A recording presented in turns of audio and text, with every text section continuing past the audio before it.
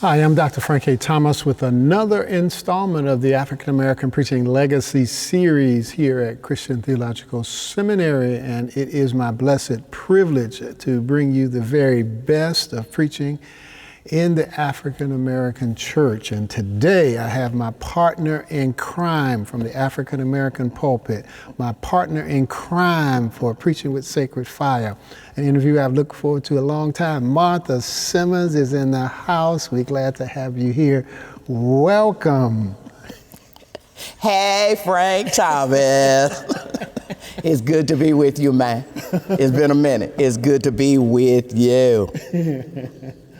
So I'm glad that you're here, and thank you so much. Well, and I'll try to be on my best behavior. That won't last long. We were partners, but I was always the one committing the crime. Frank was always the one showing up later saying, "What happened?" So, of course, you know, many people in our audience will know you, but there may be some people who not. So what would you like for those that don't know you, or maybe for those that do, what would you like them to know about Martha Simmons? I think for me, the most important thing is always where you come from. Mm-hmm. I am the seventh of 11 children from Chula, Mississippi. I was born in a shotgun house with the aid of a midwife.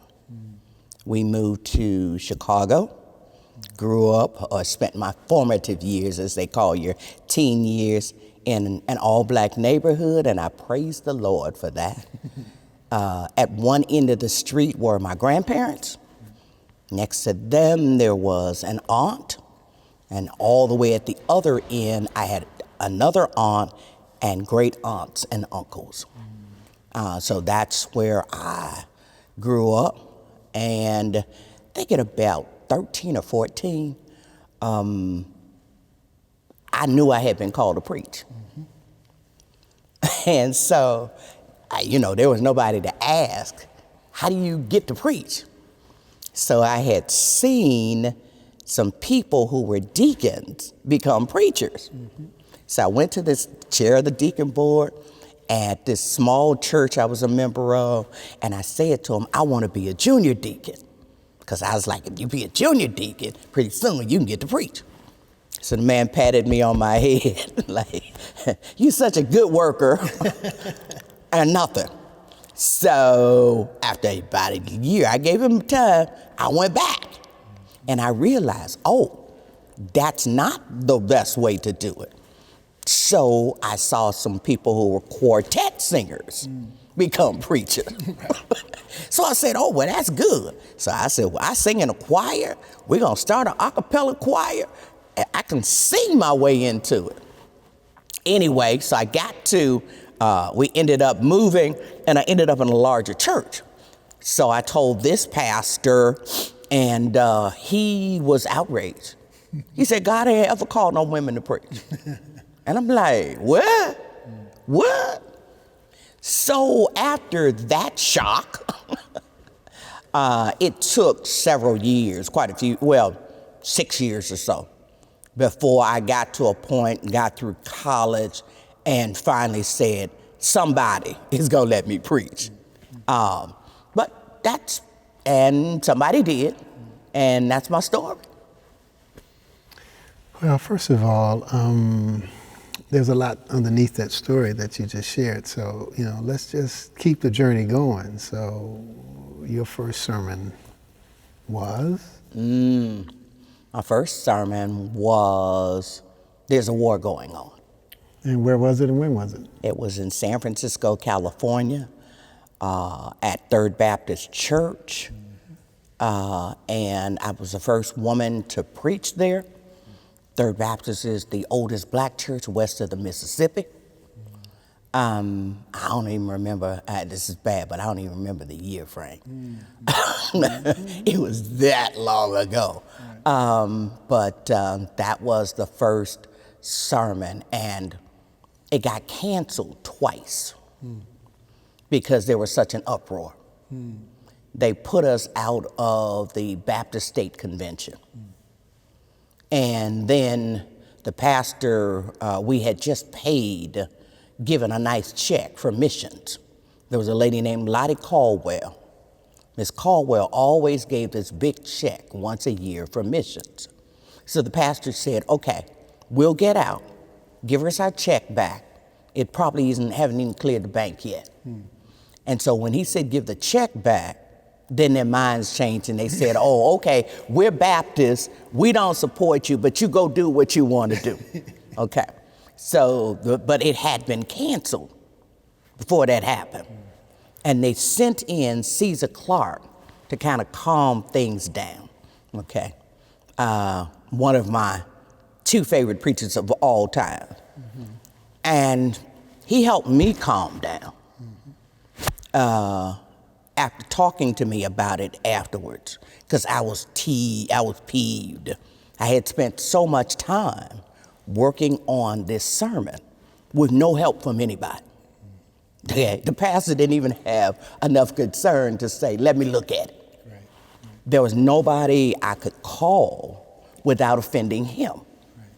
So, but, you know, because they canceled it, it gave me more time to work on it and et cetera. And I started to read more sermons, and I'd say, okay, the people I heard in Chicago, they didn't sound like what I'm reading in this book.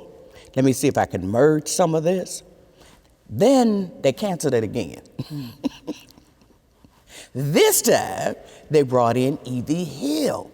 Church packed, okay? This church will seat about 1,200 people. People were standing up on the walls thinking I was going to preach because it was in the newspaper, right? E.V. Hill comes in and gives the most misogynistic sermon that could be given. And he helps my cause.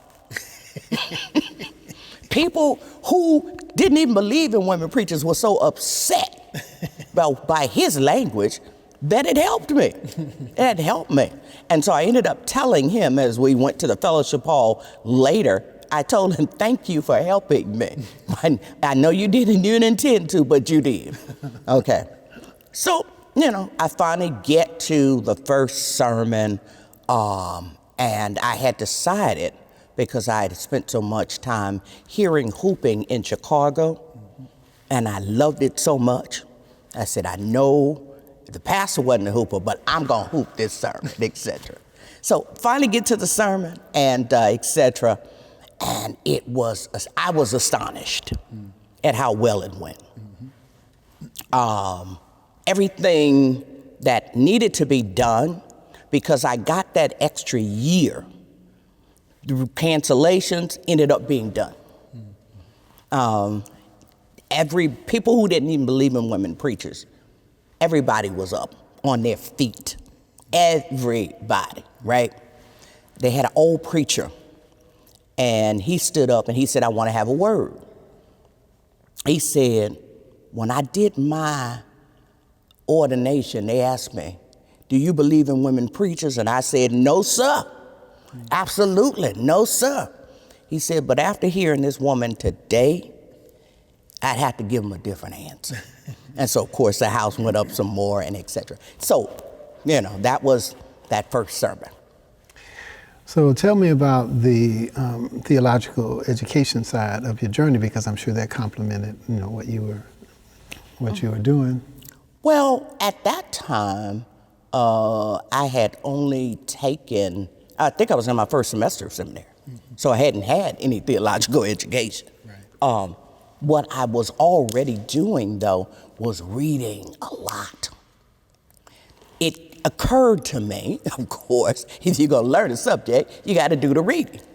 So I was reading everything to see, do you quote this person? Do you explain your theology using this person? I was reading everything. So that helped. That really helped. I was, I believe, a first year student on the top of the hill in Berkeley. I started out there in seminary, and then after the first year, I transferred to Emory in Atlanta. So when I preached that sermon, I was still in attending seminary, first semester seminary. That's what it was in Berkeley. I was doing that.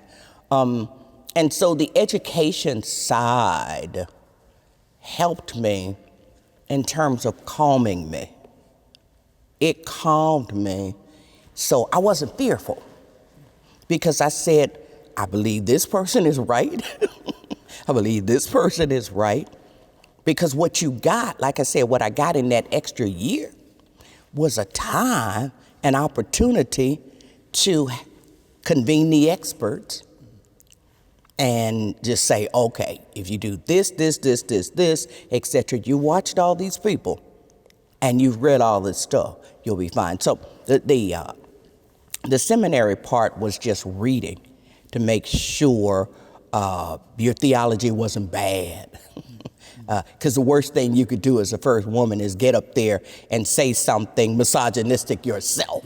You know what I'm saying? And so I was aware of that. It's like, look, whatever you do, you can't say certain things. So don't get up talking about sex. Don't get up talking about marriage. Don't get up talking about what women ought to do.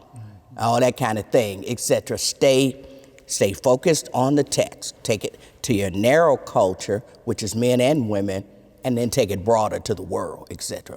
And that's what I was able to do. So the seminary education helped just prepare me. And then over time, it just made me fall in love more with preaching. That's the main thing I got out of seminary. They could have kept the rest of that. Okay. It was preaching. It was preaching. So I know that you've had a relationship with many of the homiletical giants of an entire generation.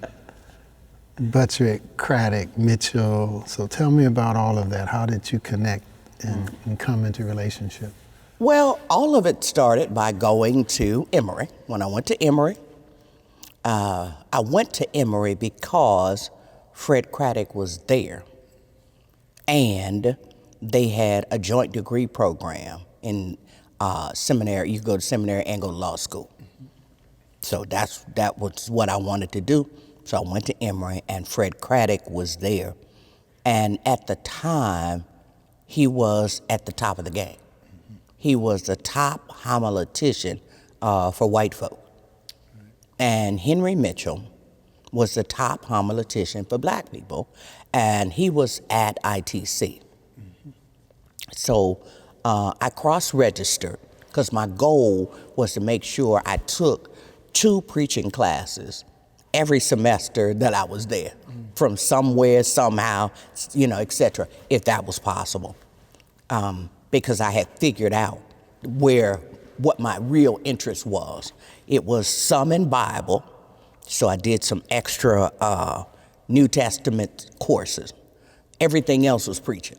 And the New Testament and Old Testament courses I took was only to understand preaching better, to understand the Bible better, right?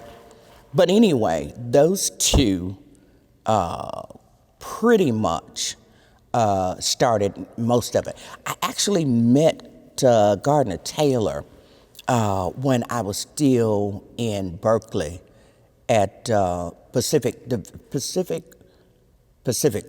Seminary. He came to the campus, and I wasn't in that particular class that he spoke to, but I was like, I don't care. I'm sitting in the class. So anyway, I did that, and afterwards stopped and spoke to him, and then he preached that evening, and I was the only female, of course, black female that was there, and so he took the time to talk to me, what I wanted to do, what I was doing, all this kind of thing. And of course, he knew the church that I attended and he knew the person who built it, which was Freddie Haynes' grandfather, right? So, etc. So he said, anytime, anything I can do to help you, blah, blah, blah, blah. Well, I took that seriously. You know how people tell you, oh, call me. Anything I can do to help. Well, I was like, don't tell me that. And you got to tell her, please. So, so I get to seminary and etc. And I call God to tell her. was like, yeah, tell me, you know, etc. And so our relationship started from then and continued, you know, until his very last days. So that was just a phenomenal relationship. My relationship with Caesar Clark began when he came to calm people down. So that one spanned all, over 30 years. Okay. Met Donald Parsons in Chicago as a teenager. I think he was preaching at a preaching bowl. Could be wrong about that, but I think it was a preaching bowl, and etc. And fell in love with how long he could hold a hoop. That just, was like, who does that? Who, and what is he doing specifically? So, met him. Then, because I've been known to just get up and do stuff, because didn't nobody say you couldn't do it. So I'm in Craddock's class, second year seminary, and I see this sign that says that you could go to the Academy of Homiletics gatherings. Here's the cost, here's the place, etc. I saw the sign. I said, okay, I can go. So I went, right? And they had no idea I was just a seminary student. They thought I was teaching somewhere. But they didn't ask me, I didn't tell them. I didn't think it was a big deal. That's where I met David Buttrick, okay?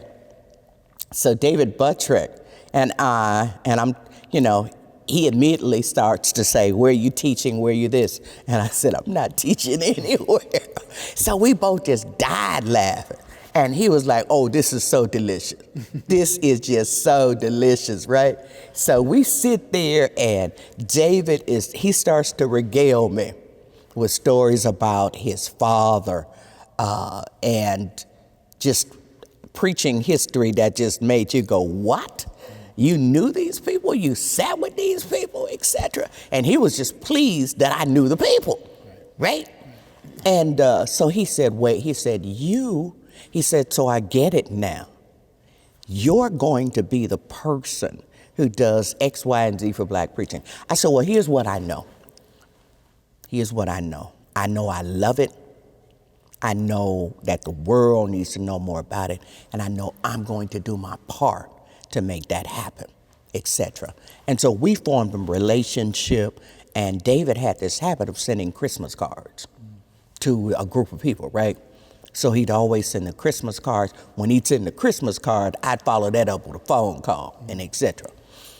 And we talk about stuff and how he was doing and that, but we always talked about preaching. Always talked about preaching because David Buttrick he had so much preaching in his head, he couldn't get it out.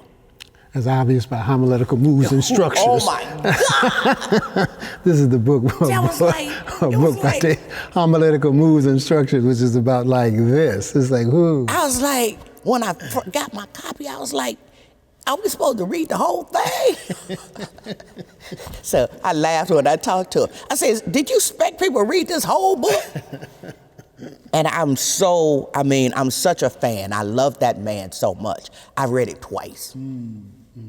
I read it twice. But God, does it take some doing to read. It does. Only one time for me, only one time. No, I've read, well, see, I could read it twice because our conversations would make me think about stuff. And then I'd go back and say, wait a minute. What are you talking about? And he'd say, you know, in the book, when I talk about, I'd go get the book. Right. After the conversation, I'd end up reading for another 2 or 3 hours. You see what I'm saying? Mm-hmm. So, but I mean, just that book made me go, who does that? Right. And there was no one who could have done that except David Buttrick. That's right. You know, he had, because of his father, and the preachers he grew up around, and his insatiable appetite for facts. He loved to collect stuff. He loved to collect. This is on this preacher. This is on this. And you saw it in that book. He had collected just everything. So, you know, I was fortunate that I got to meet some amazing preachers early on, and just had those friendships for decades. So now talk about how that allowed you to form in your own preaching method, or so what is your preaching method? I'm assuming that all of that allowed you to form the method that you operate out of. From Craddock, who was a professor, but also a pastor, but also itinerant often, I learned, because I've been itinerant 99% of my life. I pastored very briefly. From Craddock, I learned if you're going to go preach for someone, call them and ask them what's going on with them. What's the occasion? What are they trying to do in the church? That kind of thing. Call them and ask them. So I just always do that. Always to this day. Okay, got a preaching engagement coming up, and I called the pastor. Said, tell me, I know that this is an anniversary, but is there something you're working on, something going on in the church?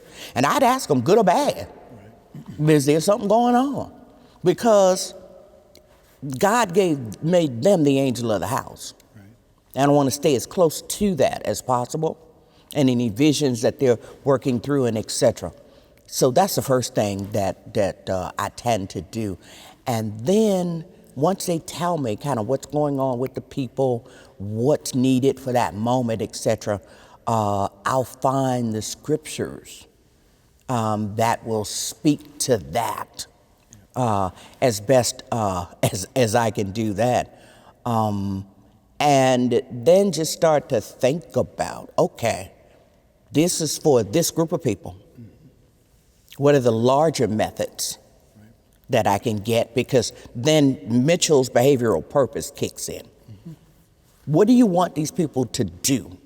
Not think, because they're just going to think automatically. What do you want them to do when they finish hearing you preach? And I added to Mitchell's notion of the behavioral purpose, this notion of mutuality and community. So what is it that you want people to do that helps build community?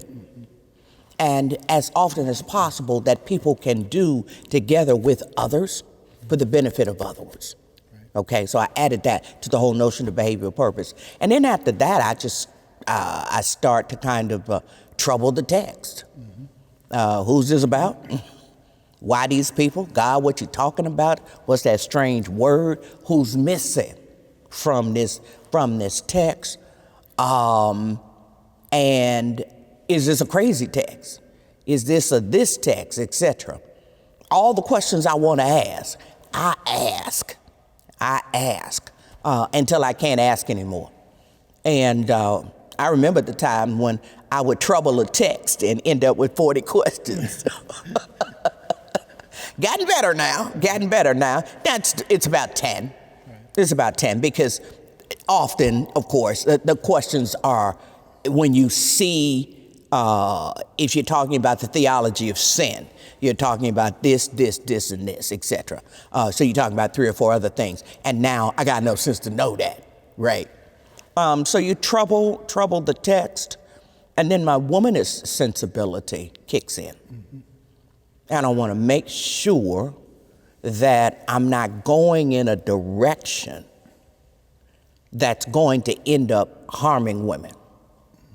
Because when I was younger and didn't know any better, of course, you just say what you're going to say, and you were really harming women, thinking you were helping, but you weren't. So I always check that again.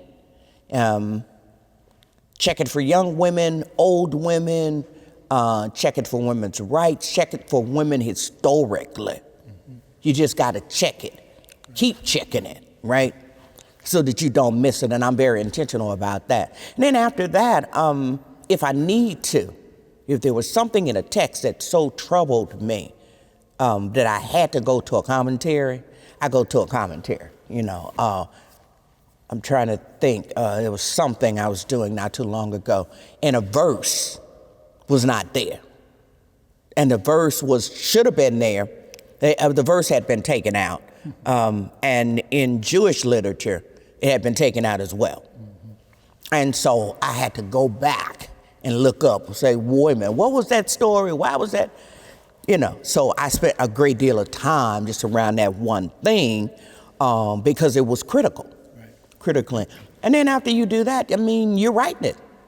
You are writing it, and after you write it, then you got to smooth it out. Go through it to a thesaurus and stop using them weak words.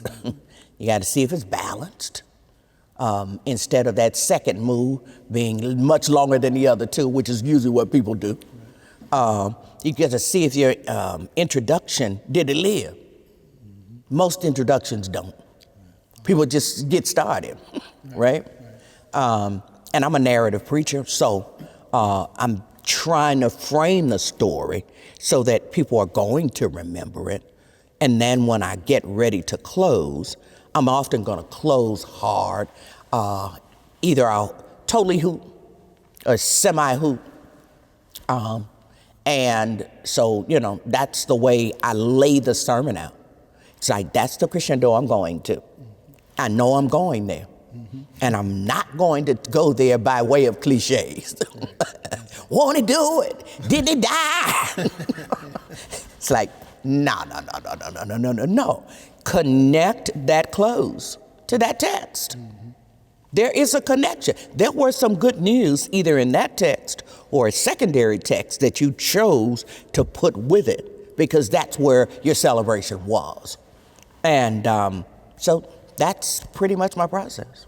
All right, let's spend some time in hooping, especially given the fact that, you have one of the premier articles in hooping in that hallowed text, Preaching with Sacred Fire, the Anthology of African American Preaching, edited by Martha Simmons and Frank Thomas. So let's spend a little bit of time, what is hooping? Will hooping ever die? I quote you often with your phrase, it's probably too much into the question, but... Go into it, go ahead. Your phrase that most black preachers would hoop if they could. Yeah. And I happen to agree with you. I'm not disagreeing because I would. I can't, but I would. So let's just spend time in hooping. So what? Yeah, hooping is the musicality of black preaching. It's taking phraseology and actually adding a level of music to it. It's not like cadence, which is what people like Freddie Haynes and Charles Adams does. That's cadence. That's naked tone. There's no music added. It's actually music almost. In the case of people like C.L. Franklin, it was music. It was music. Every now and then, God will bless me mightily, and I'll get to, music. Okay, I was at doing something for a King Day thing.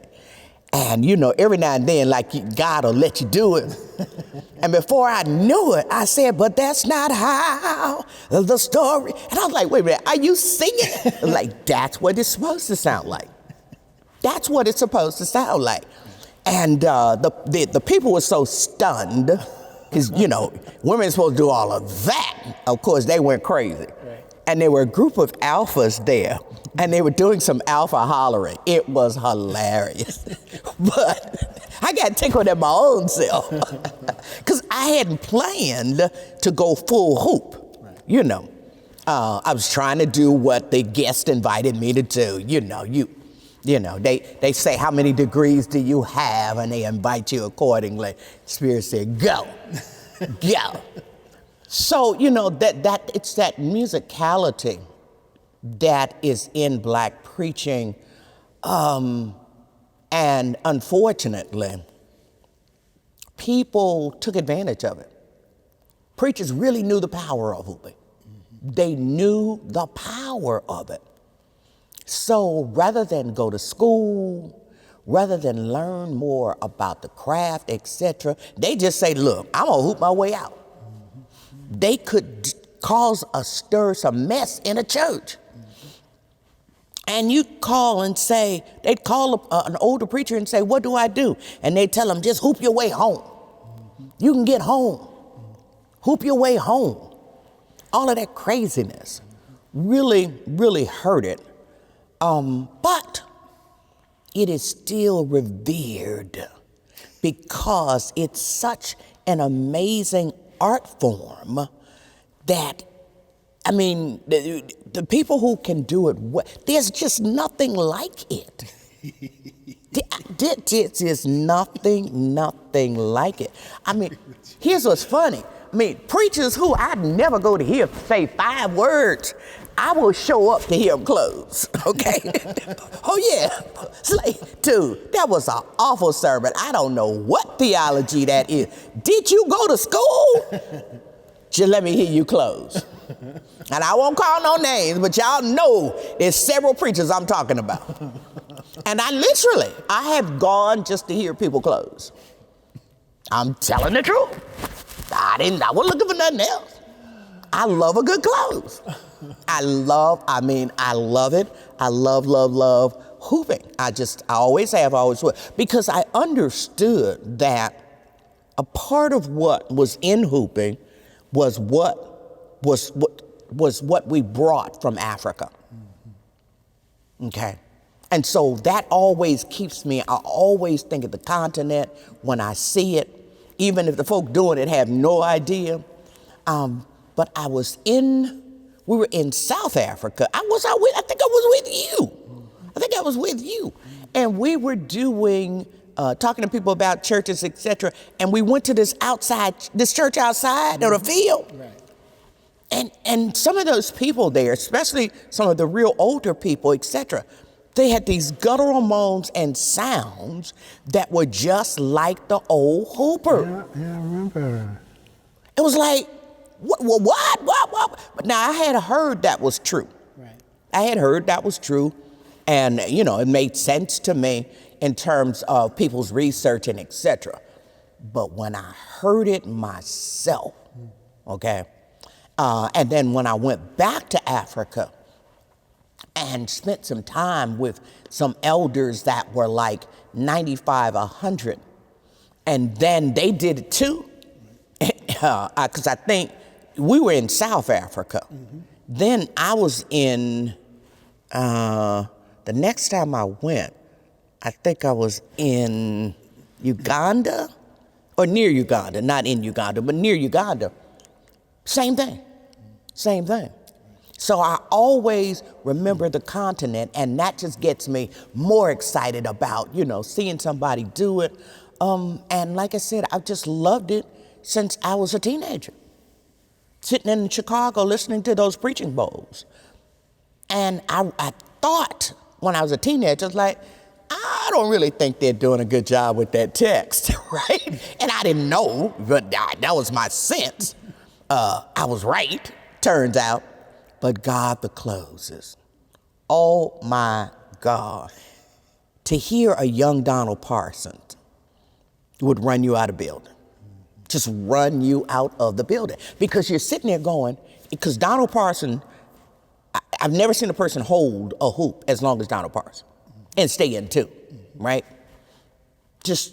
You'd just be sitting there and the preachers would be hollering and screaming and et cetera.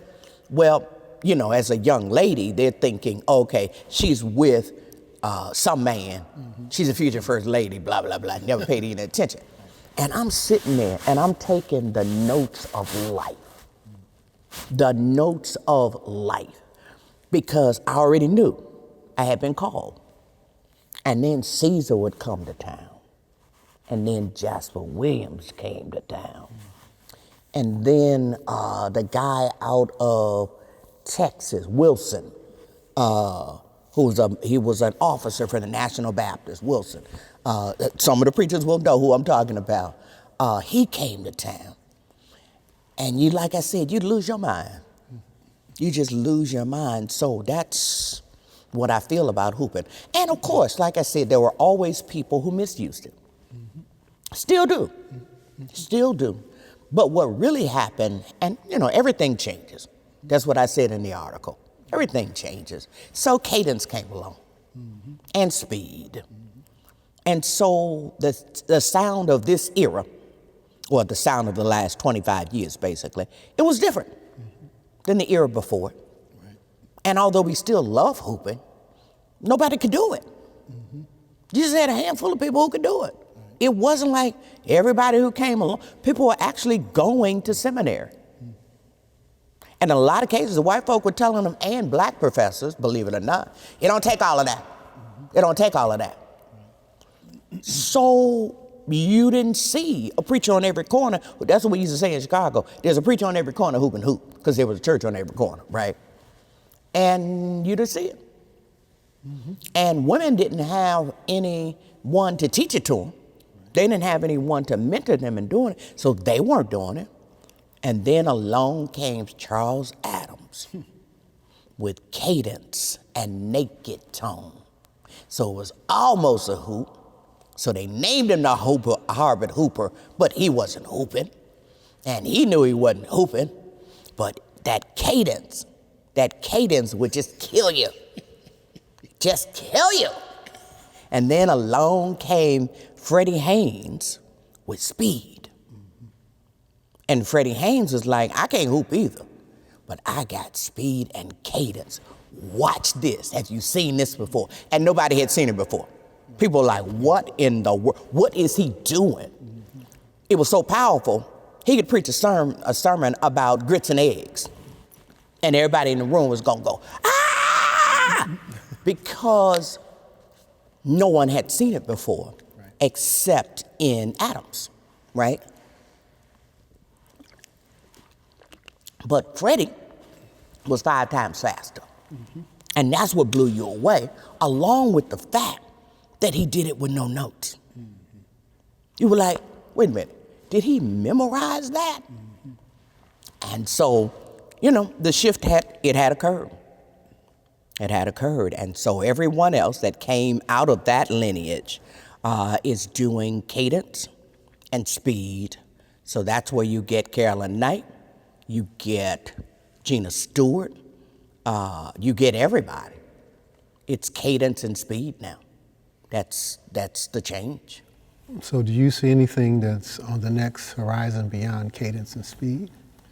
I really don't, because it takes things to move very slowly in the black church, in the church period, not just black. I don't see anything new because everybody likes this. Everybody didn't like hooping. They're like, that's too much, that's too guttural sounding, especially for the people who hacked. Because, there are different styles of hoopers. There's, the smooth C.L. Franklin, and then there was people gasping and hacking and et cetera too. But nobody has a problem with this. When everybody loved hearing Adams, everybody loved to hear Freddie's, there were some older people who said we can't keep up with him, it's so fast. But as he got older, he slowed down. Just give it time. So I don't see a new trend in terms of the sound for the era.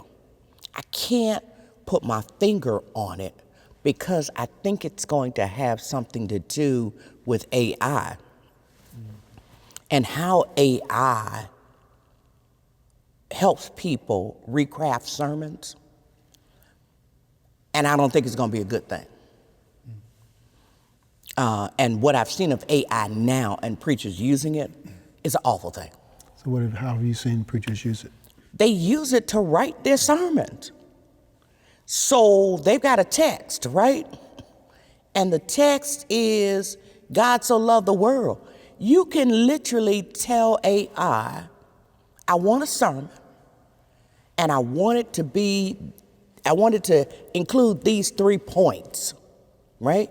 And you just tell it your 3 point, and I need this to be 15 minutes. And I want it to contain a joke about this, or an illustration about this. And in 5 minutes, AI has done it. So let me ask you for your chief objection to that, and I'll give you my chief objection to it. What is your chief objection to that? My chief objection was that it wasn't your word. That's number one. Yep. Number two, it probably wasn't even AI's work. They probably stole it from somebody too and didn't get permission. Right. Okay? So I'm really, okay? So that's problematic. But most importantly, you don't learn how to write. You don't learn how to write a sermon if you didn't write the sermon. And so most often when you hear a poor sermon, it's a person who can't write.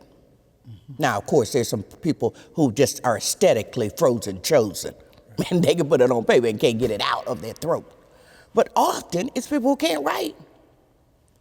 So if your writing is only or mediocre, and then AI starts writing your sermons just as it's writing papers for college students now, what in the world are you doing? Right.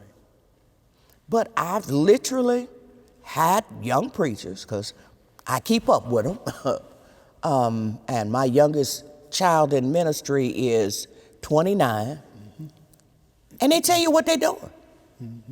They tell you we get together in groups, and this one's doing this and this one, and I ask them, how? Tell me the level, and I just explain to you this is exactly what they are doing. My chief, aside from all your chief objections to it, my chief objection is when you write or develop your own sermon, you become. Absolutely. When you don't write, you don't become. Do not. So it's not just about the words on the page. It's who you become. Absolutely. And so, which means you stunt your own growth. That's right. Which means that, after I've heard you, I will have heard you, because you're not growing. You're not, That's right. Preaching is about becoming for me. That's right. That writing, you become the writer that finishes. Right. You become, and so. It's becoming. It's about becoming the Christian. Right. Spending time with the Word, spending time thinking about the Word on behalf of God's people. All of that is a part of your becoming. Right? You don't even become what you could have been because you let AI do it. Right. Like, are you serious? Right. But when I tell you day and night, and it's so sad to see it, but so many of these preachers are so worn out. Now I'm not using this as an excuse. I'm just telling you what they'll say. They're working 60 hours a week. Most of the churches can't feed them. So they got another secular job. Then they got their kids, and they got less money than you had, than I had, and certainly more. They've got less than our parents had. And then they're like, look, we just keep getting screwed. We're just trying to hold on. And so they're like, this is just helping us hold on. And it's unfortunate, and I'll tell them I don't buy it because I knew the preachers who used typewriters, okay? So I can't buy that. My first sermon was done on a typewriter, okay? While I was working an 8-hour job and going to seminary, I can't buy that, but that's what they're selling. That's what they're selling. And some of it is just plain anger, and we ought to be able to get some help, because nobody is trying to help us in any other ways. But it's a tragedy, but my God, is it out there? Oh, Jesus, I'm telling you, I thought I was just kind of looking to kind of see what people doing. Man, it's everywhere. We have done some absolutely stunning and fabulous work together, and I want to do a best hits. So first I want to start with They Like to Never Quit Praising God. And what many people don't know is that, of course, you were I finished with Mitchell in the D-Min program, and they recommended that the committee at the book be published, and after I was turned down by several publishers, Mitchell said, you need to send this to Martha Simmons. So I sent that to you, and you marked it all up in red, but I wasn't offended. I was not offended. They always say that, they're offended. I wasn't offended. You know I wasn't offended. I took time and answered every query. I did. I took time. And so I want to thank you just for the thoroughness. That book is still selling. It's still on the shelf. And I want people to know that you were my editor underneath, and it got to be so good because the questions you asked me, we clarified and we had discussion. And so thank you. You were the editor of that book. You know, I had forgotten about that. I've done so much stuff with preaching now that in my old age, people have to remind me you did stuff. And I'm thankful for that book because between you and me, I think that's your best piece of work. Okay. Ever. Yes. Ever. I think that's your best piece of work because I think then you were so excited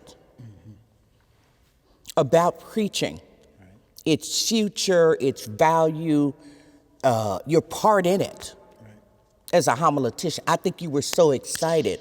You did with that book what James Cone did with God of the Oppressed. Oh, thank you. That's good. You get to a point where it's like no matter what else good you do, can't top that. Right. That was your best piece of writing. And I remember, now that you take me back, I remember thinking as I was asking the questions, if he answers these well, the reader won't have to ask these. Okay? Yeah. And it will simplify what he's trying to do. Because one of the problems you had was, and this is with all people who write and are that first one out the gate, we all want to sound very intelligent. We want the intelligentsia to be excited about our work and etc. And we overwrite and underexplain. Right.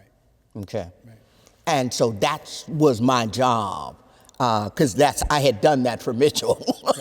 It's like, who cares about that? Same problem, right? Exactly, right. Same problem.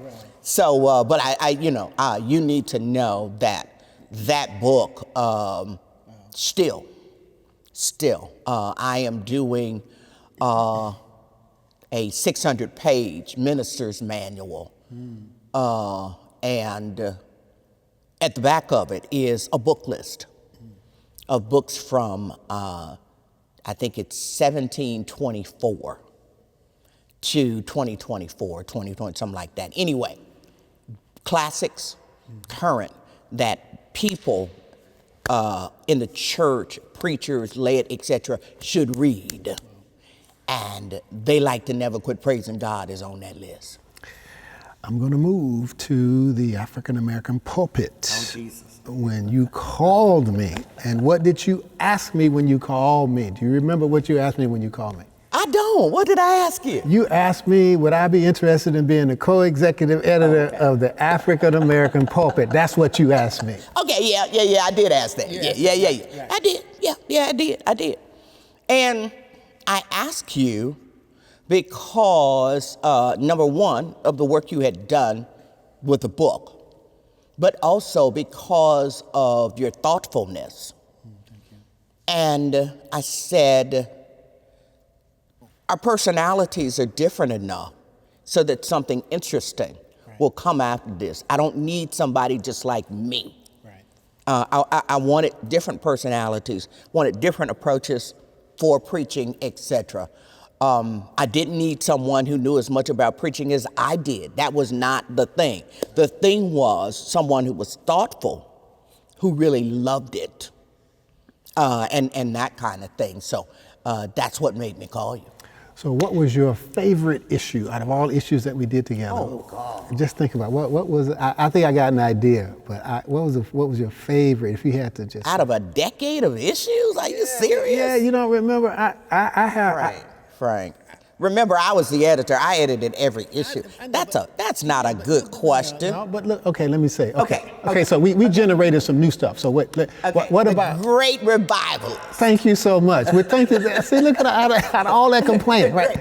Well, no. The complaint is that there were so many others that I loved. Yeah. You know, I will never forget spending an hour sitting with Mandela in Africa. Are you serious? Come on, man. What's your favorite issue? Sitting with Mandela, holding the pulpit. For real? We do need to talk about that. Oh, that was hilarious. People need to know. People need to know. You went all the way to South Africa to upset Nelson Mandela, not listening to me. Go ahead and tell the story. So she says it needs to go on the record. So we get to South Africa and we're deciding what questions we're going to ask. Right, they want the questions ahead of time. Right, they wanted the questions ahead of time. So they got the questions ahead of time, but I told Frank, I said, Frank, I think I should be in charge of the questions. That's what you said. That's what you said. And it was because I understood two things that Frank didn't understand. Number one, I understood that a part of what they were doing was Hollywood-ish. It was television. Everything surrounding the president was that way. Whether it wasn't his intention, it just was. So here I was. I knew I would be dressed in red, hair flowing down my shoulders, beautiful lipstick. It's the honest to God truth. They believe y'all believe she. And I said, and Mandela, and I said, and I told him, I said, Mandela is a man. That's what you said. So we go do the interview. We go do the interview. And Mr. Mandela loves me. Oh gosh, He loves me. Oh, he loves me. She could ask any question. Oh, it flowed. He loved me. After the interview, they called me Mrs. Mandela. He loved me. I'm telling you. Frank breaks into the interview. Because I got questions I want to ask. You know, he got to do his thing, and I'm like, no, you know. So I move over. Frank sits down, and Mr. Mandela is looking at you like, are you serious? Yeah, so I asked him a question. What did he say? That's not on the paper that you sent me. He went off. He went off. Wait a minute, you just, see, all them questions she asked you wasn't on the paper. Because I asked anything. Everything I asked, he was, oh. This is gospel truth. Gospel truth. She's telling the truth. Because I just started talking. Right. I was like, okay, I don't forgot part of the questions. I'm loving this. I'm sitting with Nelson Mandela. I'm in here. I'm asking questions. He started looking at his watch. And, all right, so I said, well, let me give you back to my partner. And I was like, Frank, you came all the way to South Africa, and then you said to upset Mr. Mandela. It was so pitiful. Oh, the rough night in the hotel that night, y'all. It was a rough night in the hotel. People laughed for 2 days. Because, like I said, Frank didn't understand. Right. I had spent time Jewing and hanging out in these, and I understood what they were after. They wanted a certain look. I said, okay, Mom. After that, I said, okay, Mom. Whatever you tell. That was so funny. Oh, my God. That was Emory. It was tearful too, by the way. I was like, because I was, Mr. Mandela. I was all hyped. The president. I mean, he's got the shirt on, the Mandela shirts on. Yeah. I mean, and it was. And I was just dying laughing. Oh, I was like, I tried to tell you. Now, that's enough of that. Let's go back to the Great Revival. I'm gonna need a tissue. I'm laughing so hard. Tell me about the Great Revivalist issue. Okay. I don't even remember what was in all of them. I just... But see, the beauty was that we created the idea. Yeah. Another one for me that was my favorite, that was the eulogy issue. Oh my God, yes. Yeah. Another one of your best pieces was what a eulogy should do. And you wrote about that in the first, I think, eulogies issues. I think there were 2 eulogies. I think you wrote about that in the first one, but one of your best pieces. Yeah. Very, very thoughtful. And over the years, preachers have said what that meant, what that issue meant. So yeah, that eulogies issue was stunning. It was stunning. And we did great. More. Let's go to the anthology. Preaching with Sacred Fire, I believe.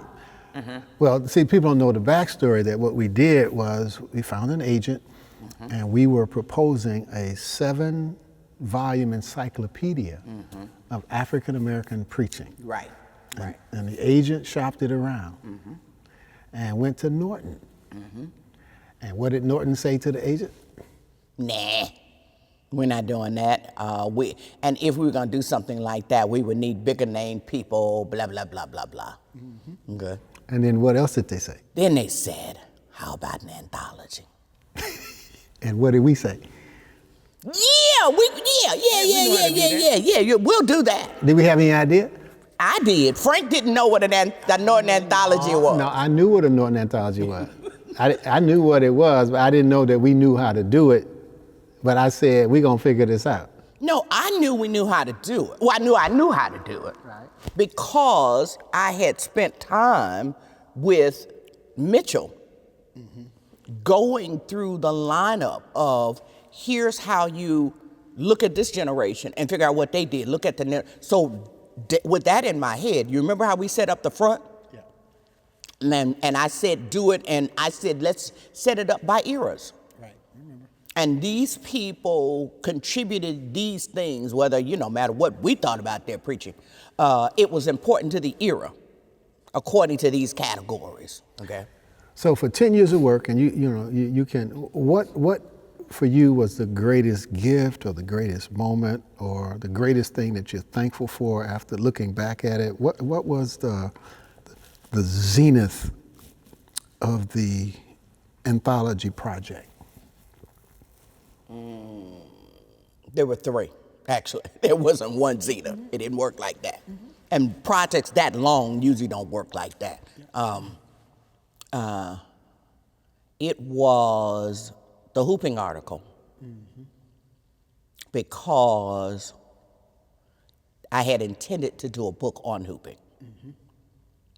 And so that was important to me, that what I had to say about hooping, that got said. That was significant for me. The second moment was just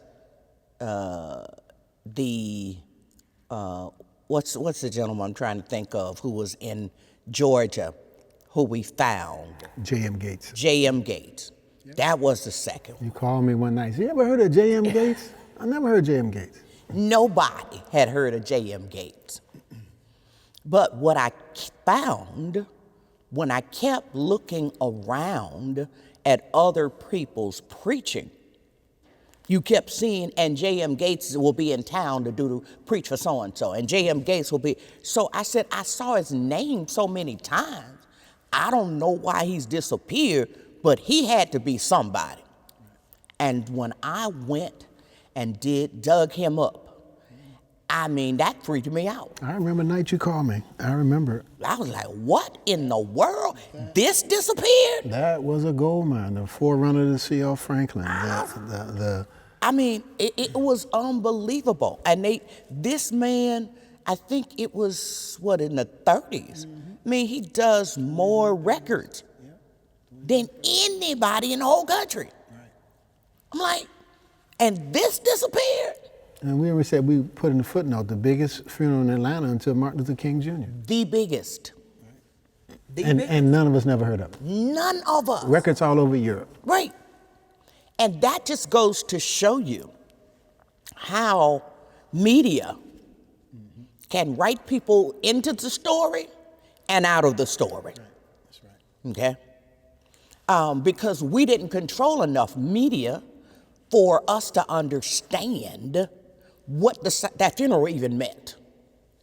Number 3 of your top 3. Just finish it. Finishing! Finishing! I'd say to people, I almost died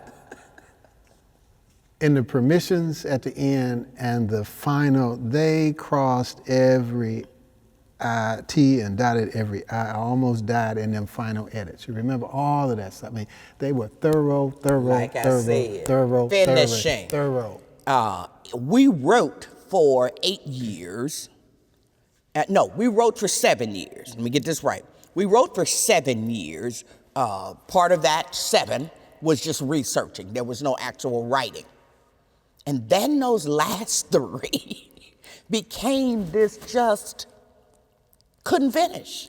Just this craziness. They kept sending the thing back. What about this? And did you do this? And then I remember I lengthened the process because I said we needed another set that said, what do we call them? Other best preachers or something? Yeah, most notable. Most other notable preachers, right? I did that.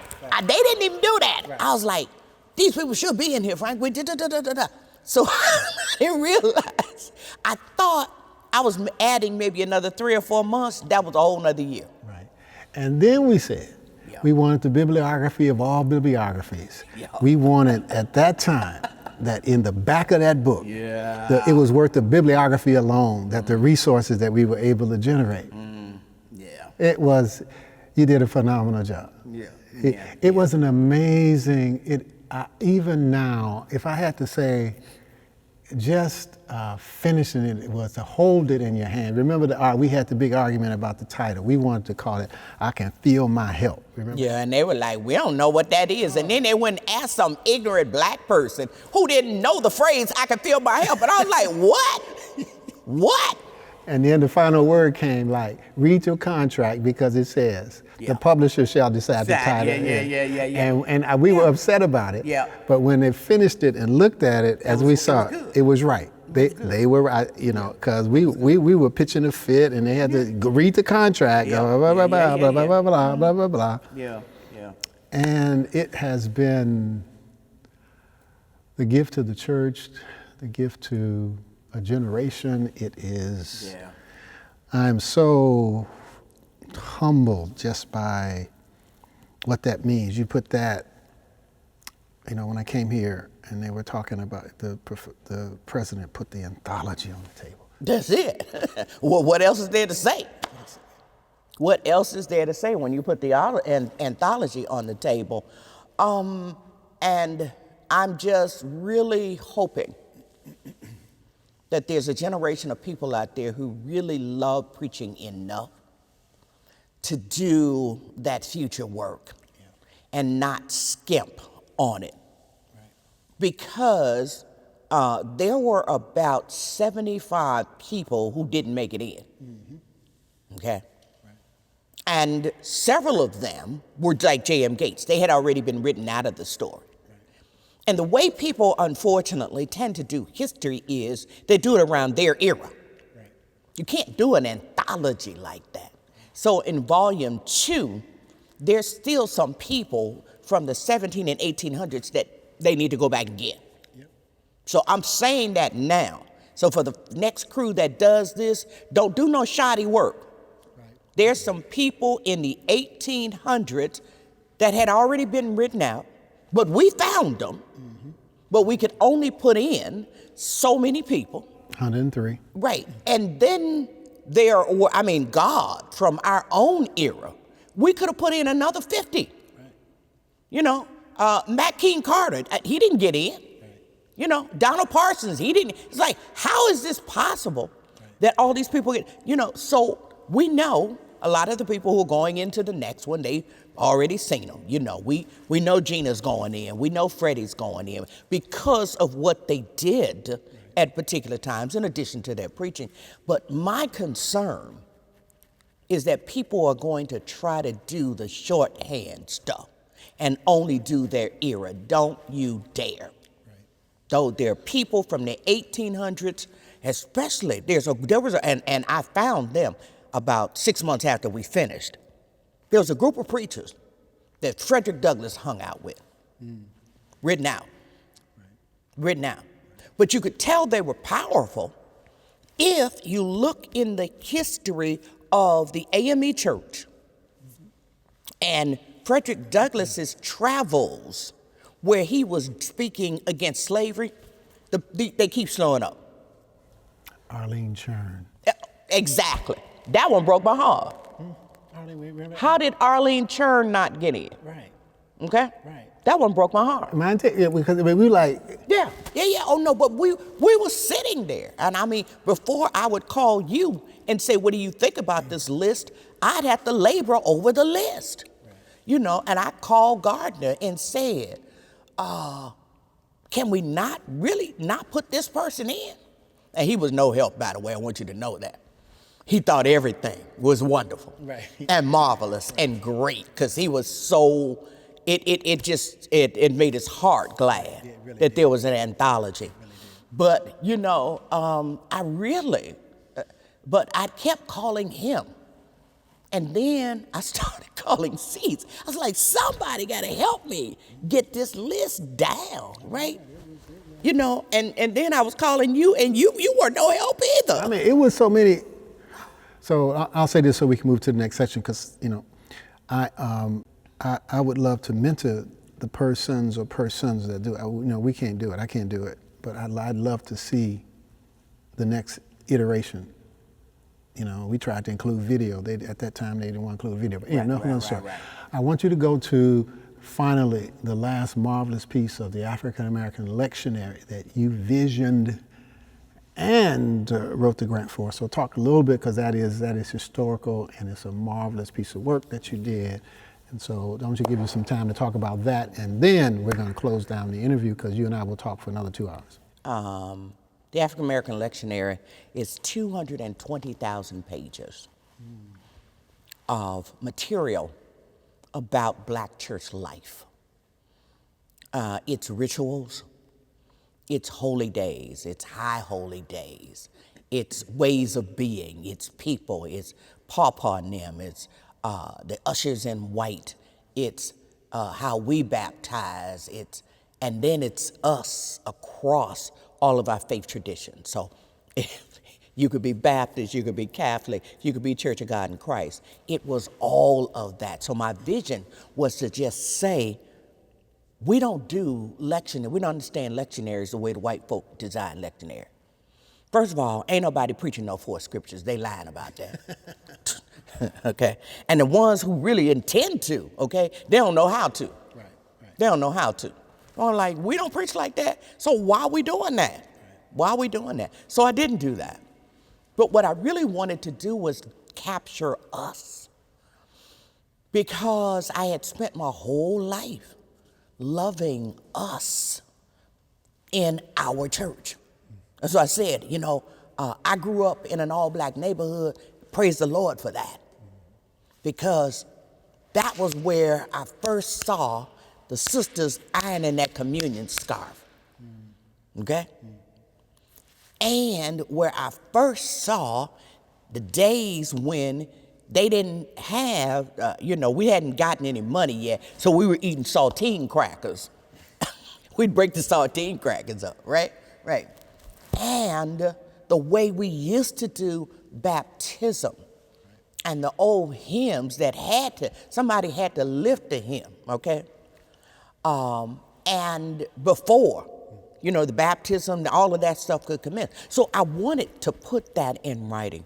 And Dr. Bernice Johnson Reagan of Sweet Honey in the Rock was so instrumental in helping me lean into our history. I had a marvelous team. I had the team of team, you know, a dream team. That's what I had behind me.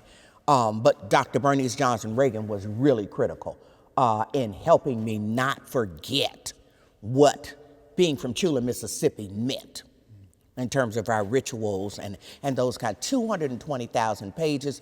And God be praised, I have 17 sons and daughters in the ministry. And one of them called me up and said, he thinks the lectionary is the greatest thing that ever happened. He says, would you give it to me? I said, give it to you? What does that mean? He said, would you bequeath it to me while you were alive? And I was like, for what? He said, I will take it forward. I said, babe, 5 different people have promised me that. And I ain't saying one thing yet. They gonna do this. I said, schools have called me. I have seen nothing yet. He created year 1 of his work. We're keeping the old stuff. Year 1 is the year Q for queer. And he showed me an 80-page mock-up, and I almost fainted. I had to call him back. I was so amazed that anybody could do this. And I think he only had 2 people on his team. But he's such an amazing scholar. And I said, if you can do this, he said, and then year 2 will be the year W, woman. Year 3, I think, I may be wrong about this, but I think year 3 is the year C, it's church. It's a whole thing, everybody brought together. But Brandon Thomas Crowley owns the African American Lectionary now and is just doing some amazing stuff to bring it back with a team of people. And I'm so thankful, because I was heartbroken when as much work as it took, I still wanted to do more work on preaching with sacred fire. I wanted more people in. I was heartbroken when the pulpit stopped, and still am. And we still got to figure out a way to get some of that stuff out of those books so that the books don't disintegrate. And people say, oh, that was a good 10 years, etc. So that's on us. But I think I have some answers coming about that, just as I'm working with someone now, and I'm just going to put this out there because I think it needs to go out there, at another publisher, to start reprinting Preaching with Sacred Fire. I want to be in that conversation. Exactly. So as soon as they can do some things, they're in discussions now with Norton. So if Norton will release it, because people all over the country. They call me and look, we got to run. Y'all, we got to run. We got to go. She and I will talk another 2 hours. Right. So you all have caught a glimpse of the kinds of things, the ingenuity, the genius, the depth, the power, the wonderment of Martha Simmons. And so thank you so much for being here. This was wonderful.